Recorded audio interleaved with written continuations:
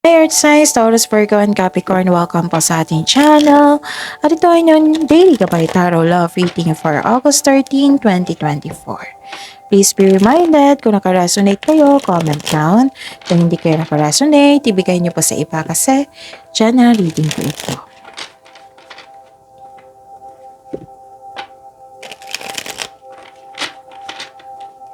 Para po ito sa inyo, Taurus, Virgo, and Capricorn ngayong August 13, 2024.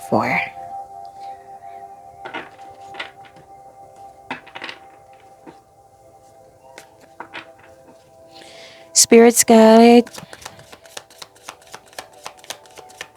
ano po yung gustong sabihin ng person ni Taurus, Virgo, and Capricorn sa kanila ngayong August 13, 2024? I need 3 cards po. I hide my true desires for you.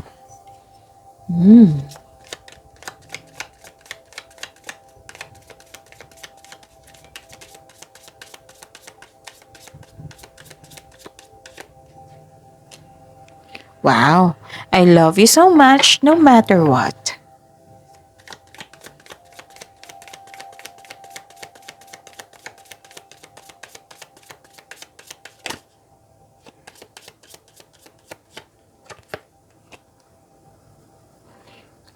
Okay. I don't understand what this connection really is.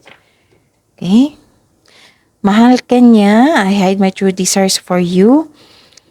Nalilito tong taong to eh. Kung ano yung connection nyo talaga. It might be may concern siya. Might be may concern siya sa iyo, sa inyong relasyon, sa inyong connection. Spirits Guide, kamusta po ang energy ni Taurus, Virgo, and Capricorn ngayong August 13, 2024? And the clarification of this card po.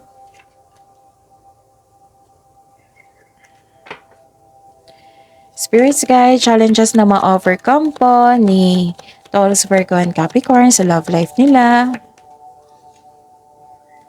And the clarification of this card po.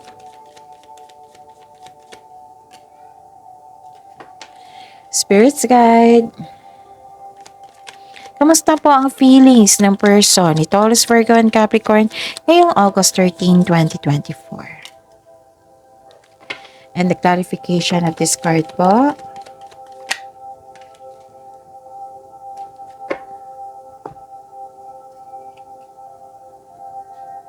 Okay. Kamusta ang energy?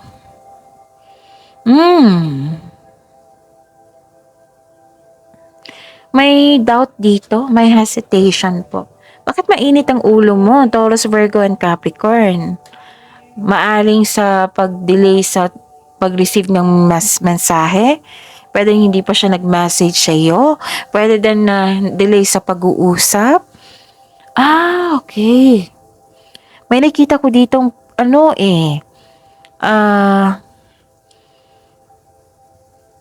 okay. Nag-iingat kayo kasi nakikita mo na maluloko siya. May nakita kong playboy, playgirl dito. Concern mo. Yes? And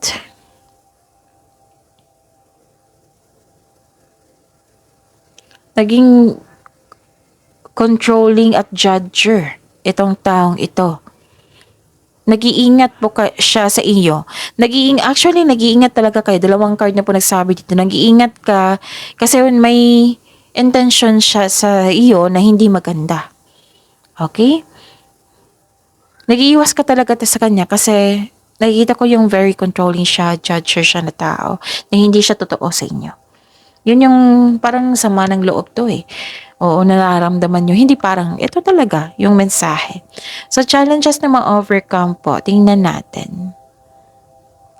Nakita ko dito na nag-decide kayo, isa sa inyo nag-decide na ayaw nyo na mag-overthink, kinakaya nyo ang sitwasyon.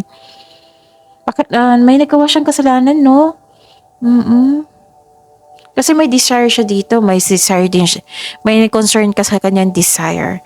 Actually, yung desire po, nakita ko, one night stand. Nag-iingat kayo Yan yung concern. Okay.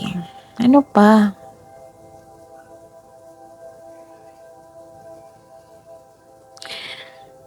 May concern kayo sa kanya or siya yung sa kanya talaga to, hindi siya nagbigay ng time or halaga sa iyo.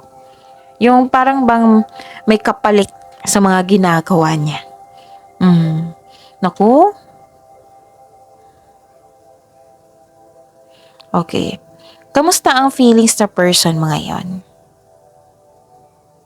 Actually, okay naman yung energy niya ngayon. Nakita ko dito na nagbigay siya ng trust. Ayaw niya ng away. Gusto niya lang dahan-dahan yung relasyon niyo, yung connection niyo. Yun yung nakikita ko dito eh. Actually, mapera tong taong ito. Masipag po siya. Yung madali lang siya makakuha ng pera. Ganun. Nakikita ko dito. At umaasa siya na magkaayos kayo. Oh. Umaasa po siya. Nagpa-process pa itong taong ito. Nagkaroon ng healing eh. Nagkaroon ng hope and healing tapos nagpa-process pa siya sa kanyang nararamdaman kasi hindi niya maintindihan yung nararamdaman niya sa iyo, sa connection niyo. Naguguluhan siya. It might be okay. Kalma lang siya ngayon. Kalma siya. Ang baliktad naman sa iyo. Na-disappoint ka talaga sa kanya. Okay? So, yun. That's it. See you tomorrow, Taurus, Virgo, and Capricorn. Please like, subscribe, and click bell button for notification para updated po kayo sa daily tarot reading natin. Maraming salamat po.